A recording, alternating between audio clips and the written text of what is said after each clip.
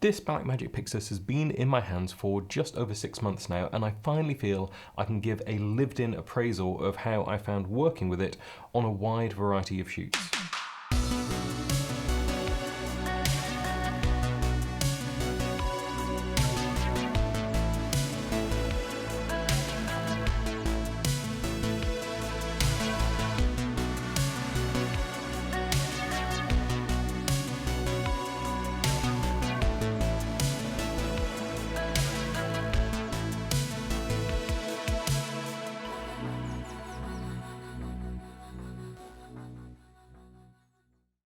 To begin with, I want to frame everything by saying I've really enjoyed using the Pixus, and I do have other cameras that I have to use for certain shoots where there are specs for TV, for example.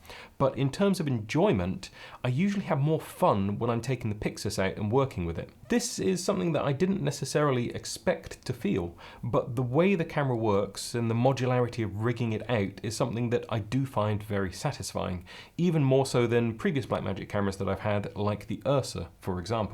I've used it on short films, music videos, cooking shows, and commercials. Each of those different shoots has seen the camera paired with a different selection of accessories and also leaned on the various capabilities that the camera has in different ways. The first shoot I did was a week-long project in Italy filming for a food show. At this point, I'd only just got my hands on the camera and my rig was definitely not perfect.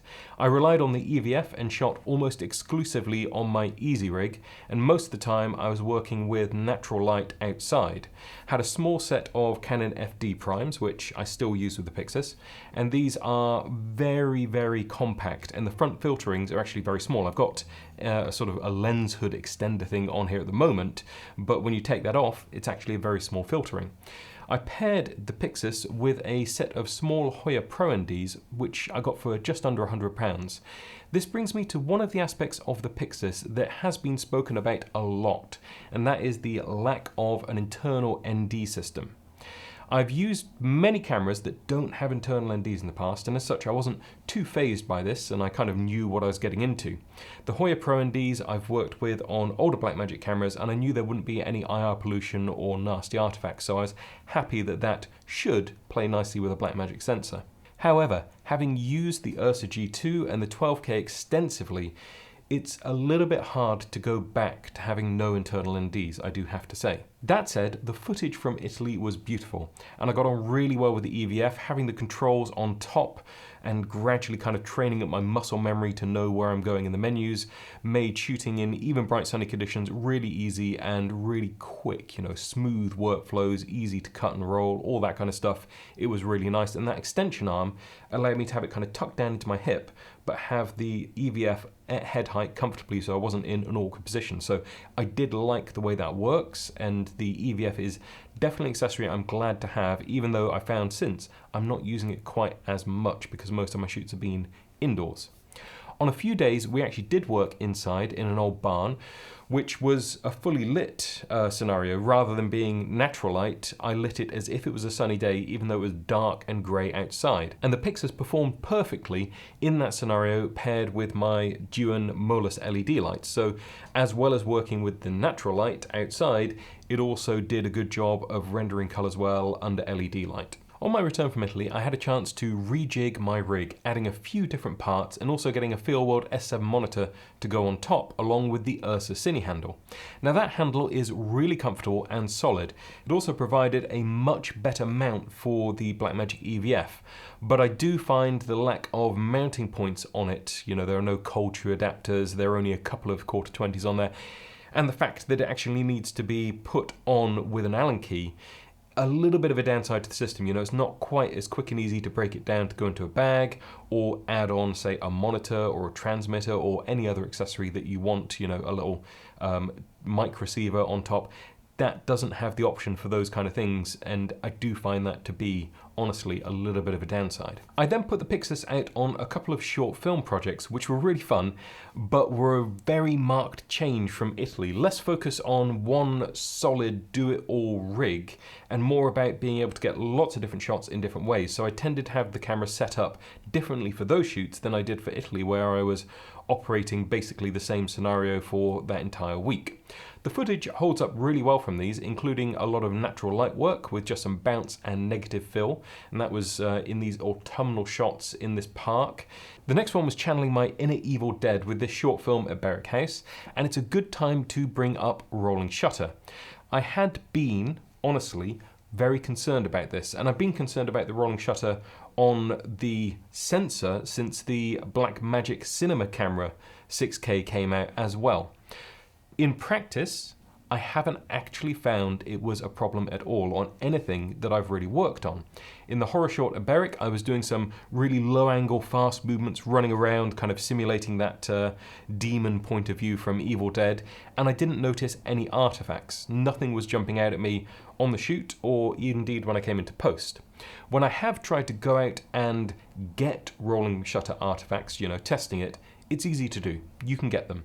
If you go out with the goal of testing it, you will definitely find that they are there.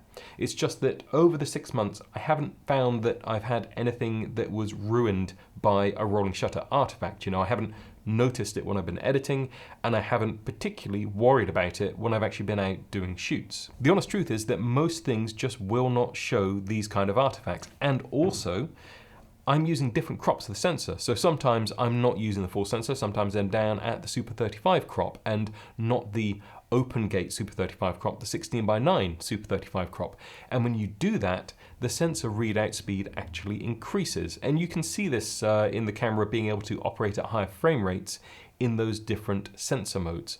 So if you are finding that there's something particularly which is being ruined by a rolling shutter artifact, I think there's a way of stepping around it, and I wouldn't necessarily call it a compromise. I know a lot of people think about crop sensors as compromise, but if I'm just coming at it with a Super 35 mindset, then that sidesteps everything, and I've worked in Super 35 loads. You know, most of the cameras I've operated over the past 5 years have had a Super 35-ish size sensor, so I quite like the look, I quite like working with that. I know some people think full frame is the be-all and end-all, but it is just preference and aesthetics and how you actually work with that sensor and which lensing you choose.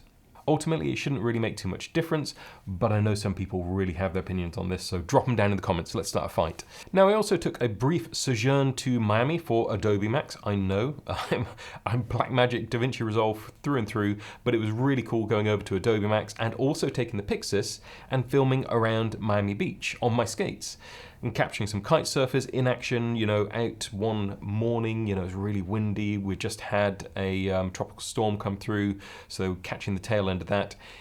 Really dramatic shots. And again, didn't really notice any of those artifacts, and the dynamic range, the look of it, it all worked really nicely in those scenarios as well. The rigging over the course of all of these shoots has evolved quite a bit, and I was experimenting with using BPU batteries on those shorts and in Miami. These are fine, but as we'll see, I kind of just prefer having a V-mount on the back, and that's sort of where I'm at right now. The biggest challenge for me with those BPU batteries is if you have the smallest BPU, then you can make a very compact PYXIS. But as soon as you step up to a 75 watt hour or 99 watt hour-ish, they start to really stick out the back. And at that point, I don't know, the rig just isn't as small to me, and they're a little bit fiddly. I just don't get on as well with them, if I'm being honest. So having the V-mount on the back, it's a more standardized battery. I kind of just prefer it. The biggest change for me in how I rig out my PYXIS probably came with the addition of this XLCS Designs cage. This is the full metal jacket version, and it has more mounting options than you can shake a stick at. It is holier than the Pope. It has allowed me to reposition my Axon transmitters, and in fact I've got one on the side at the moment, onto the side just here, rather than being on the back on a rail mount system or anything like that. Now at the moment I've got the smaller Axon transmitter, but it works with the bigger one as well. That takes everything down a little bit, because before in Italy the rig was getting to like be 1.5 feet long almost. It was crazy, but this just makes it a little bit more blocky and square and just keeps it in, and I'm much preferring the way that that is actually sitting together as a rig. It also makes changing out batteries and all that kind of thing a little bit easier as well. One of the really cool things about this cage is the integrated 15mm rail system, which means you don't need a base plate or anything, they just screw straight into that cage. So it keeps everything a little bit more svelte. And at the back, we see this slightly odd assembly that I have come up with just here. And that is, it's a little bit custom and weird to me. But I've blocked the BPU dock with the additional plate that XLCS actually sends you. And then I've added a couple of little square cheese bars and I put a V-mount adapter onto that. Doing all of that keeps the ports on the right-hand side, the SDI ports, clear, and I can get into those without any issues. And it also allows me access to the CF Express Type B card slots as well, and I can just about get in and turn the camera on and off with my little pinky in there. So it's odd, it's weird to me, but now I have a solid V-mount on the back directly to the cage and it just works better for me. I have looked at other systems where you have the BPU adapter that goes in and then gives you a V-mount, but I don't know, I'm peculiar, it's just me, but that's how I'm doing it. Speaking of ports, I'm now running an SDI screen on the top for most of the shoots that I'm doing. I haven't had any issues with the SDI port, and I know that SDI ports are a concern. On previous Blackmagic cameras, I have had SDI ports have been blown when the proper protocol is not observed. So I am trying, whenever I power on, power off anything, plug anything in, to observe the proper SDI protocol.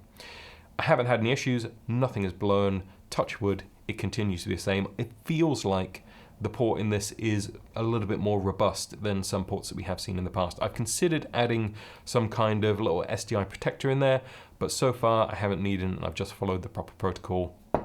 Touch wood. This monitor on top is also usually daisy chained out to my Axon CineView Master transmitter on the side.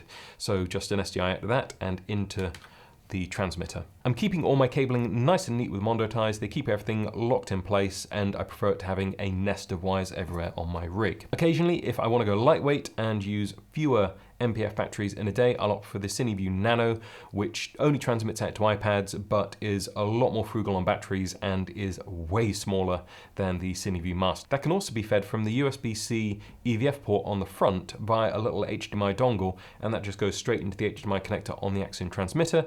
Works really well, haven't had any issues with it, so again, this is well documented now, but that USB-C port has HDMI protocol in it, so you can just use any HDMI monitor or HDMI transmitter you like with it, so you do have kind of built-in HDMI and SDI. One of the PYXIS's most enticing specs is the aspect ratio of that sensor. Now that sensor on certain projects has allowed me to capture a not as compromised master shot for conversion to vertical as well as 16:9. It is the world that we live in now, and I'm glad to have the option. I know some people don't like, having to do vertical cut downs from things, but having that aspect ratio of sensor is a benefit in that scenario. However, the real purpose of it is allowing some fun anamorphic acquisition. Cinegear Pro in the UK kindly lent me a set of Blazar Remus anamorphics and the Viltrox Epic anamorphic lenses, along with a Mophage PL adapter to try out on the PYXIS. This also had the added bonus of giving me some internal NDs courtesy of that Mophage adapter and its drop-in filter slots. However, you must have a lens mount with sufficient flange depth when adapted to PL on this Pixus. So the downside is that you lose some of the benefits of more compact L-mount lenses, and you need to select your lenses based on mount with the correct flange depth. So in practice, there are plenty of lenses out there for that, and it shouldn't be too limiting. But something like the Cooke SP3, for example, is off the table because that is available on native L mount, and although I have it on good authority that it would be possible to make, because the Cookes have different mounts you can put on the back, so you can take off the L mount, and there is apparently enough space to make a custom adapter where you could actually drop filters into the back of it. But no one makes that yet. You'd have to kind of get it made up. So yeah, I'm saying that's off the table, even though I have it on good authority. It is theoretically possible to do. Additionally, the Viltrox Epic lenses were not compatible with the Mophage adapter and its filter system, as some of the rear elements protrude into the PL mount and then foul the filter, so you can't use the Viltrox Epics with the Mophage adapter. Unfortunately, I had to get a different adapter to test those out. Now, I did get to try out those Viltrox Epics on an advert for the RLSS. It was a night shoot just before Christmas, Everything worked perfectly, and the provision for working with Anamorphic on the Pixus is all there. It's really easy, and essentially it felt just like shooting with spherical, you know. It wasn't wildly different, and we had all the D-squeeze, the lenses performed great. The Viltrox Epics are lovely, but they are massive, and they are only 1.33 times squeeze, so I'm going on a tangent, not talking about the Pixus here, but those lenses, I would love to have them, but I feel like they don't scream anamorphic. They are way more subtle, although you can get some really anamorphic flares out of them, and indeed we had to kind of tame them down a little bit a few times on this night shoot because there were all kinds of practical light sources firing into the lens and kicking them off. But I think that if people are thinking anamorphic, something like the Blazar Remus is way more anamorphic and obvious about it. So if you're just looking to paint with that brush and make it very clear that it is anamorphic, going for the higher squeeze ratios is going to give you that. So you pay your money, you take your choice. The Epics are much more expensive, although inexpensive in the scheme of expensive anamorphic lenses, and they are definitely a more precision tool, but I feel like most people would be leaning more towards the Blazar Remus sets in one of the different flavors that they have. I would really like to shoot some more projects on anamorphic glass, having tried it on sensors in the past with 16:9 aspect ratios. That never really worked for me, and the experience on the Pixus was just so much more satisfying, and I think I could really get into it. Now, having come from the Ursa Mini systems, the Pixus felt like it would be a smaller package than those Ursa Minis that I was using. But to be honest, the builds that I've been tending to put together for this, to give me the functionality that I want and to give me the mounting options that I want, they've just started to get towards being the size of an Ursa Mini. You know, I don't really feel, once this has got a V-mount on the back and I've got the handle on the top and the screen and everything like that, I don't feel like it's really any different from the size of the Ursa Mini when I was using it. And in fact, I would go as far as to say, sometimes with all of my transmitters and everything built on, it's actually heavier than the Ursa Minis I used to use. So that isn't saying that the Pixus is bigger than the Ursa Mini, but it's just saying that I'm finding myself rigging it to that extent because that's the way I like it. Now you can take off the cage, you can take everything that I have on here away, you can go just with the EVF, you can then go just with the smallest BPU batteries and change them out more frequently, but it really does depend on how you want to use it, and I think that a lot of the time it does end up being this. Now, talking about rigging it out, as things stand at the moment, I have not had a chance to test out the Blackmagic monitor. So I can't really speak to whether that is the better option. I kind of feel like for a lot of people it is just bound to be, because it is one cable, it is powered by the camera, it is a little bit smaller, a little bit more lightweight perhaps than some of these monitors I'm using, and it gives you camera control. So I think it solves all of those pain points and it is a bit of a no-brainer. But I haven't tried it, so I can't honestly say. I have enjoyed using these larger 7-inch monitors, so I think stepping down to the smaller size of monitor that Blackmagic are offering just there may feel a little bit stingy coming from this size of monitor. But then if you want the camera control and everything and you want your rig to be a bit lighter, that is the price you're going to have to pay. So what don't I like about this camera then? Well, the pain points for me, I have to say, are the ports on the rear being a little bit too close to where the batteries mount and just everything being kind of just squeezed in there. If you look at a lot of cameras, they have a selection of, say, SDI ports that are flared off to the side, and that makes mounting batteries on the back and also taking things in and out of those ports a lot easier. And I don't know why it isn't the case just here. Blackmagic have obviously committed full on to it being a BPU battery solution that you're using with this, and anything else becomes a little bit more awkward to accommodate, you know, and also have access to all of the functions and features the camera has. So that is a frustration for me. Minor point here, I also don't like the kind of rubberized media flap to cover the CF Express Type B. It just doesn't feel like the one. Going back to the original Blackmagic cinema cameras, which had that big metal flap, it was very satisfying. It felt like kind of proper and rugged. But then also on, say, the Ursa Mini, it's covered by the screen, it's in there, it's just easy access. I didn't like the pocket cameras actually for their little media door because all of the ribbing on it, when you push, your fingers kind of slip off. It doesn't grip in the right direction and it can be quite awkward to open. And Blackmagic have, it seems, a little bit of a hit and miss form with me with their doors for covering up where your media goes, but that's one thing I just don't quite like it. It's just me. For me, none of those are deal breakers, and for the ports thing, I found a workaround with some little cheese bars to lift everything a little bit further away, but if I was to redesign things, just giving that a little bit more space flaring off to the side, I know it changes the camera body a little bit. I don't necessarily expect that port situation to be fixed on a version 2 because Blackmagic have a tendency to keep the camera bodies basically the same for a few iterations. So I think that anything big and structural like that probably won't get changed, but touch wood it does. Now, since launching the camera, Blackmagic have also added some functionality in firmware to the Pixus with Wi-Fi monitoring coming to iOS devices. For me, this has not become part of my day-to-day workflow as I already have setups for transmission and those work great and they're relatively low latency. The option that they have added, whilst nice, isn't low latency, so I don't find myself wanting to reach for that. However, there are occasions over the years where I haven't had this kind of thing built into cameras, and it would have been really useful to have it because getting a reference image out of a camera that's in an awkward position, maybe doing a top-down shot, or maybe you just need to give someone something to look at, hair and makeup, an art director, set dressing, client, whoever it is, as long as they don't need to see absolute real time to focus pull or something like that, or frame, then I think that's a really nice option, and it's great that Blackmagic are adding this in. There's also a bunch of functionality that you can do with Blackmagic Cloud, and having your camera and phone upload proxies to Blackmagic Cloud and then having editors work in that way. Something that Blackmagic have really spent some time expanding and getting to grips with so that it integrates nicely in with Resolve and their phone app and their cameras, so it's nice that the ecosystem is getting fleshed out and continuing with the cameras as well. Overall, out of all the cameras I currently own, the Pixus is the one that I prefer to shoot with.